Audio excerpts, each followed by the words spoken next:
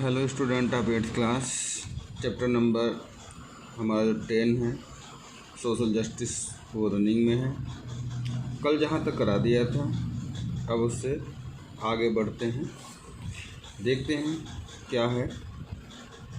आज के जो टॉपिक है पहला, efforts to the establish social justice. देखिए, सोशल सामाजिक न्याय को स्थापित करने के लिए क्या क्या प्रयास किए गए हैं, इनको देख लेते हैं बच्चों। The facilities and opportunities which we accept for the ourselves must be given to the others also। देखिए, हम लोगों के पास जो भी फैसिलिटी है, अपॉर्चुनिटी है, हम ऐसा उम्मीद करते हैं कि वो और लोगों को भी प्रोवाइड किया जाए। That is the social justice. इसी को ही सामाजिक न्याय या सोशल जस्टिस कहते हैं। This will make a society which will be the based on equality and every individual will get the equal opportunity. देखिए, ये इस बात पर बेस्ड होना चाहिए कि सभी इक्वल होने चाहिए, जितने भी इंडिविजुअल्स हैं उन सभी को समान अपॉर्चुनिटी मिलनी चाहिए, उनको भी अवसर समान मिलना चाहिए। To show his calibre to develop talent, और उन सभी लोगों को ऐसा अवसर मिलना चाहिए जिससे कि वो अपनी क्षमताओं के अनुसार अपने टैलेंट को और ज़्यादा शो कर सकें। This will ensure progress and developments of the entire society. देखिए, इस बात की श्योरिटी देनी चाहिए कि जो भी सोसाइटी है उनके अंदर डेवलपमेंट को इसी प्रकार से आगे बढ़ाया जा सकता है।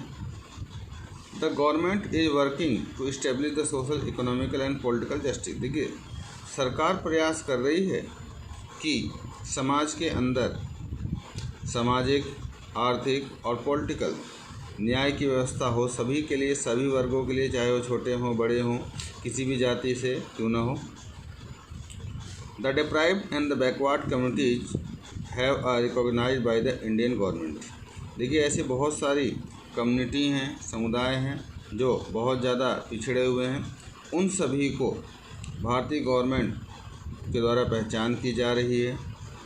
And have in the place the 3 categories. इन्होंने क्या किया, 3 कैटेगरी में डिवाइड किया है बच्चों। पहला है the first include the schedule caste. पहला अगर आप देखें तो जिसको हम लोग शेड्यूल कास्ट SC के नाम से जानते हैं, and the caste which are placed in the are considered as lowest caste of the deprived section of society. देखिए, SC की जो कास्ट है वो ऐसा माना जाता है कि ये सबसे ज़्यादा डिप्राइव्ड वर्ग है और बहुत ही ज़्यादा वीकर सेक्शन में लोग रहते हैं। The second list include the scheduled tribes. अगर सेकेंड लिस्ट की बात कर लें, जिसको हम लोग ST के नाम से जानते हैं, which the encompass the tribal caste. ये वो जातियाँ हैं जो जनजातियाँ मानी जाती हैं। आदिवासी जनजातियों को ट्राइबल कास्ट कहा जाता है बच्चों, ध्यान रखिएगा। The third list include the other backward class, जिसको हम लोग OBC के नाम से जानते हैं। In this list, those the especially economically and the educationally backward classes are included। देखिए, इनमें उन सभी लोगों को ऐड किया जाता है जो आर्थिक रूप से और सामाजिक रूप से बहुत ज़्यादा पिछड़े हुए हैं। These sections are the opposed to get the special treatment। Some seats are reserved for the section of the society in the various fields of government services। देखिए, ये जितनी भी सोसाइटी के अंदर सेक्शंस हैं, इनको सपोर्ट करने के लिए गवर्नमेंट ने इनको ट्रीटमेंट करने के लिए अलग अलग प्रावधान किया हुआ है। वे बहुत सारे गवर्नमेंट्स जॉब्स के अंदर इन जातियों के लोगों के लिए सीट्स को क्या किया है, रिजर्व कर दिया है। रिजर्वेशन के माध्यम से इनको सामाजिक समानता दिलाने का प्रयास हमारी जो गवर्नमेंट है वो कर रही है। आइए आगे बढ़ते हैं बच्चों। Some seats are reserved in the central and the state legislative assembly for the scheduled caste and scheduled tribes in the body. The some seats are reserved for the other backward class and women. देखिए, अगर आप देखें तो जो central और state legislative assembly है उसमें भी इस जाति के लोगों के लिए कुछ सीटें रिजर्व कर दी गई हैं, और जो अदर बैकवर्ड क्लास हैं वहाँ पर भी यहाँ पर महिलाओं के लिए और इस जाति से संबंधित लोगों के लिए क्या किया गया है, सीट का रिजर्व करके रखा गया है, जिससे कि इस जाति के लोग भी आसानी से अपने आप को डेवलप कर सकें। At the same time vacancy have been reserve for the these classes government services. और बिल्कुल उसी समय कह लें आप कि गवर्नमेंट ने बहुत सारी ऐसी सरकारी वैकेंसियां हैं जो इस जाति के लोगों के लिए उन्होंने क्या किया है बच्चों, रिजर्व कर रखा है। उन सीटों पर केवल इन्हीं जाति के लोगों की नियुक्ति की जाती है, चाहे आप गवर्नमेंट सेक्टर्स में देख लीजिए या कोई भी इंस्टीट्यूशन है वहाँ देख लीजिए।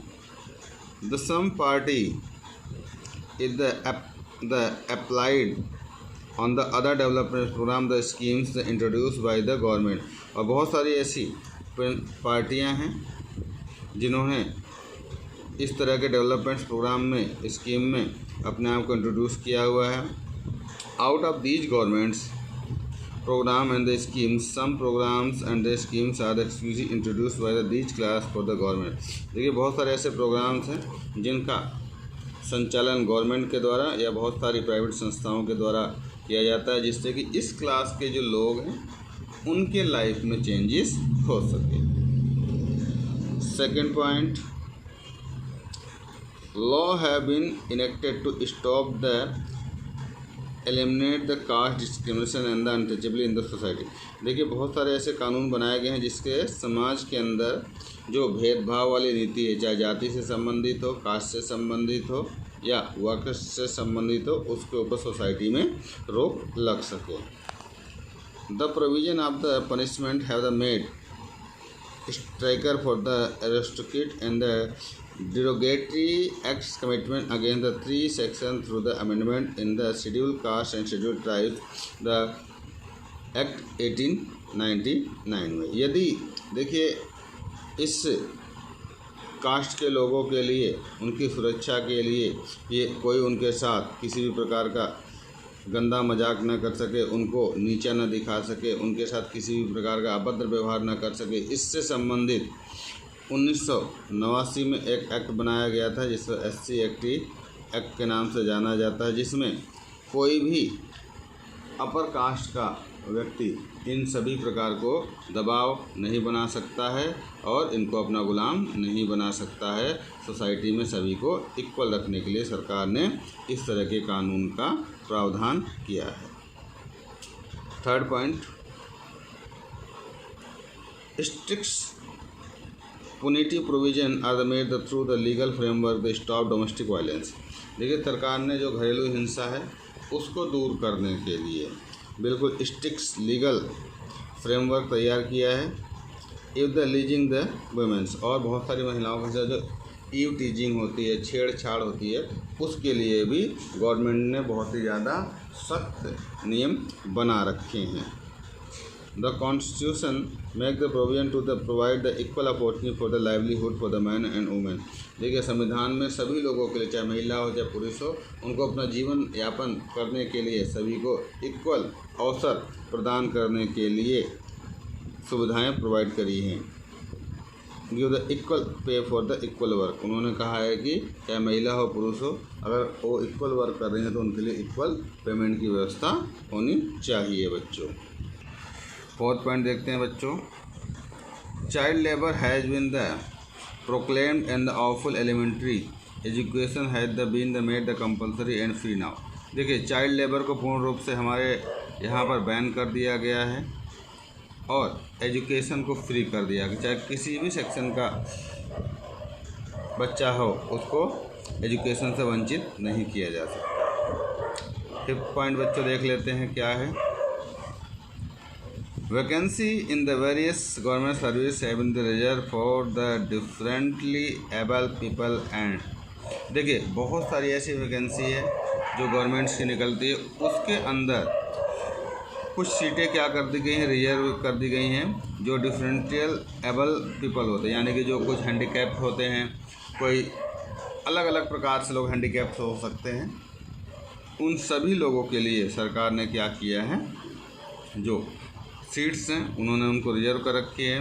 में the scheme are being the run for their welfare, और बहुत सारी स्कीम्स इन डिफरेंट एबल लोगों के लिए सरकार रनिंग करती हैं, जिससे बच्चों ये अपना जो जीवन है उसको और ज़्यादा बेटर कर सकें, सरकार को समझ सकें और अपना जीवन बहुत अच्छे से चला सकें। 6 point, religious and the linguistic minority have the constitutional right to protect their unique culture. देखिए धर्म के अनुसार से, भाषा के अनुसार से और माइनॉरिटी के हिसाब से संविधान ने सभी को राइट्स दिए हुए हैं। सभी के पास ये अधिकार है बच्चों कि वे अपने कल्चर को बहुत अच्छे से संभाल करके रख सकें और उनको प्रैक्टिस कर सकें। उनके ऊपर किसी भी अथॉरिटी का कोई भी दबाव नहीं होना चाहिए। इट मीन्स कि आप अपने मर्ज़ी से जिस भी देवी देवता की पूजा पाठ करनी है बच्चों को कर सकते हैं, जो भी आपको फेस्टिवल मनाना है वो आप मना सकते हैं। आपके ऊपर बच्चों किसी भी प्रकार का कोई भी रिस्ट्रिक्शंस नहीं रहेगा। Language skill, they can open educational institution for this purpose. इसके लिए सरकार ने क्या किया है, बहुत सारे एजुकेशन सेंटर्स का निर्माण किया है, जिससे कि इस सभी वर्ग के लोगों का जो वंचित है, डेप्राइव्ड हैं, पिछड़े हुए हैं, उन सभी लोगों को एजुकेट किया जा सके। Legal provision alone can not change the society. देखिए कोई भी कानूनी प्रावधान समाज को नहीं चेंज कर सकता। Bring lasting society reforms. देखिए समाज के अंदर अगर हमें, सोसाइटी के अंदर अगर हमें चेंज लाना है, special campaigning full the awareness. सबसे ज़्यादा स्पेशल कैंपेनिंग है कि लोगों को अवेयर होना चाहिए, लोगों को अपनी जागरूकता फैलानी चाहिए। And the sensitiveness of the needed the bring to the social and changes reform. और लोगों के अंदर सेंसिटिव होना चाहिए कि वो समाज के अंदर सोशल चेंजेस और रिफॉर्म्स को बहुत तेज़ी से लागू करें। अगर ये सभी चीज़ें करते हैं तो हम एक बेटर समाज का निर्माण कर सकते हैं, जो हमारे सोसाइटी के लिए बहुत ज़्यादा महत्वपूर्ण हो सकता है। आइए इसकी ग्लोसरी को देख लेते हैं। देखिए पहला है colonial period, the period during which India was the ruled by the people from the other country. देखिए कॉलोनियल पीरियड का मतलब होता है कि भारत के अंदर जब ब्रिटिश गवर्नमेंट का शासन था, क्योंकि वो बाहरी थे और बाहर के लोग यहाँ पर जब आके शासन करते हैं तो उसको कॉलोनियल पीरियड कहते हैं। अनटचेबिलिटी को देख लीजिए, the state not touch the human beings of the certain caste. Minority को देख लीजिए, small groups people in the terms of religion language in the population. बहुत कम संख्या में लोग रहते हैं धर्म के अनुसार। Marginal, the part of society which the keeped away from the power and the resources is not part of the main stream. ये सोसाइटी के ऐसे होते हैं मेन स्ट्रीम जिनके पास बहुत ही कम शक्तियाँ और पावर्स होती हैं। तो चलिए बच्चे आज के लिए इतना ही। कल फिर इसके क्वेश्चन आंसर्स आपको मिल जाएंगे और सभी कार्य बहुत जल्दी से आप लोग कंप्लीट कर लीजिएगा। Okay bye.